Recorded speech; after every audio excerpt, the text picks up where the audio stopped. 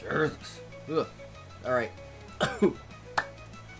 So, stop killing games. Let's see what this means for ownership of games.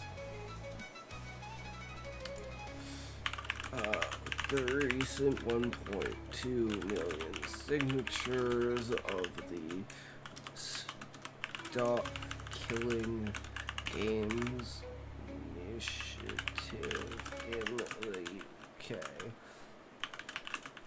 What are the chances that a global standard is held for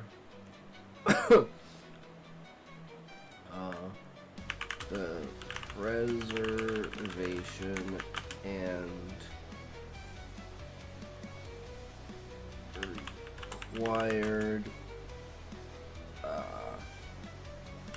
prolonged access to specifically single-player games that should not require online connection, because the single-player aspect of the game does not involve online.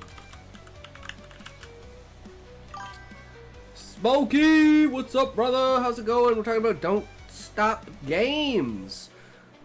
And think if the initiative could go global.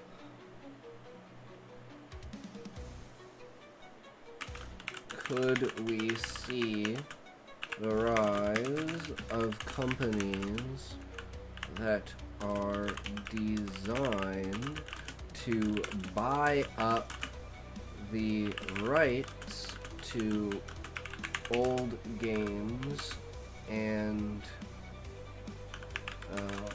stockpile them for preservation purposes?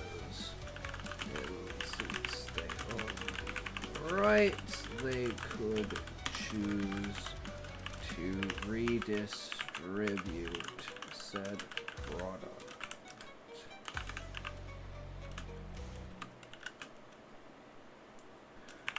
This is just one step towards the ultimate goal of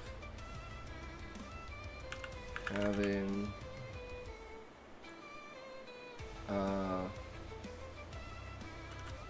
regulations around the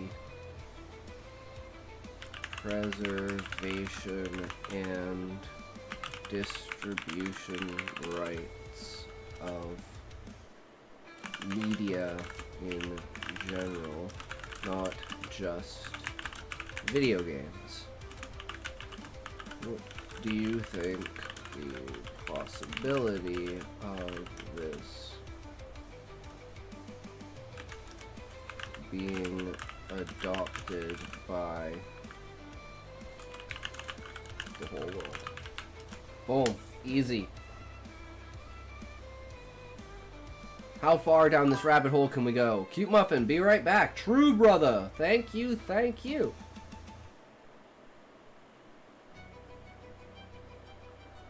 Cute Muffin. Oh, shit! Muffin! Thank you for the raid, good sir. How's it going? How is the stream today, bro? Oh, I will be there.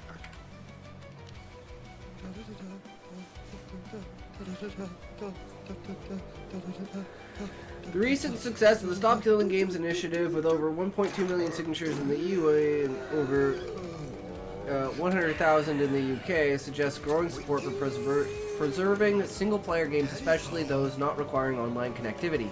Seems likely this could lead to regional standards, with Europe potentially setting a precedent, but a global standard faces challenges due to legal and cultural differences. Companies buying rights to old video games for preservation already exist. This practice could expand the support of laws, though it's not yet widespread.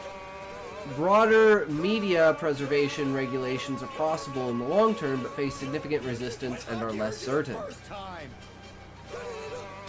True.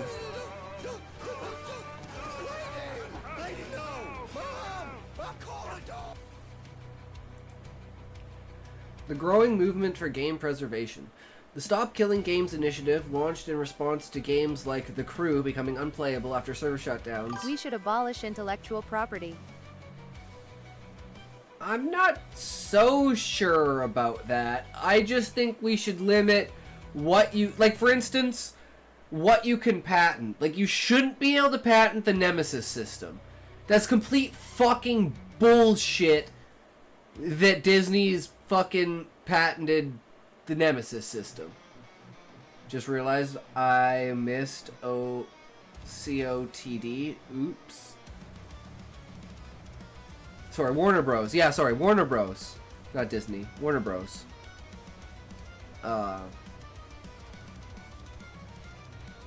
Yes. You shouldn't be able to end, like, the whole controversy with, like, Pal World and Pokemon. I'm not even sure what COTD means. Something of the day, right? Disney is out here catching strays. Cup of the day. Okay, cup. That makes sense.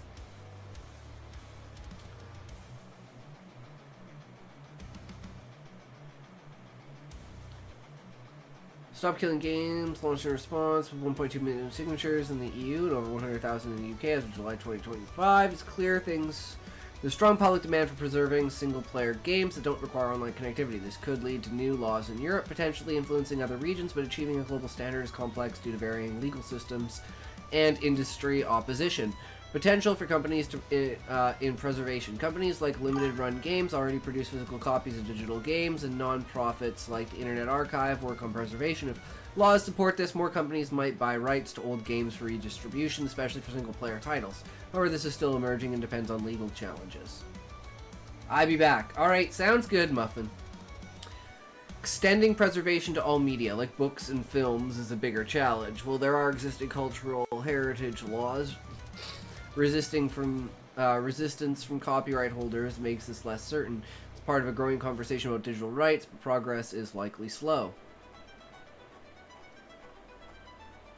In summary, Stop Killing Games Initiative's success suggests a promising future for regional game preservation standards, particularly for single-player games, with Europe likely leading the way. Companies buying rights to old games for preservation are already emerging, with potential for growth in laws support this. Broader media preservation regulations are a long-term goal, facing significant resistance but gaining traction through customer advocacy. Global adoption remains complex, but the evidence leans towards gradual progress driven by public demand and technical advancements.